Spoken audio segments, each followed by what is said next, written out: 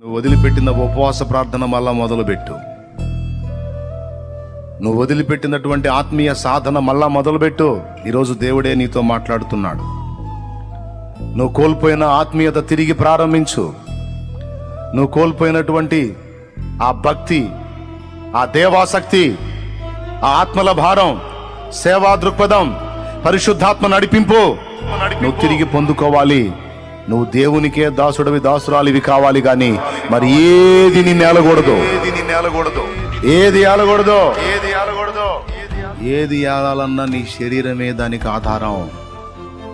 ఇప్పుడు శరీరాన్ని నువ్వు దెబ్బ కొట్టావంటే ఆటోమేటిక్ అన్నీ కంట్రోల్ అయిపోతాయి. ఎంతమందికి అర్థమైంది? దేన్ని దెబ్బ కొడితే అన్నీ కంట్రోల్ అవుతాయి? ఎస్, అన్నిటికీ ఏది నిలయంగా ఉందో, అన్నిటికీ ఏది ద్వారాలు తెరుస్తుందో దాన్ని దెబ్బ కొట్టగలిగితే అన్నీ కంట్రోల్లోకి వస్తాయి.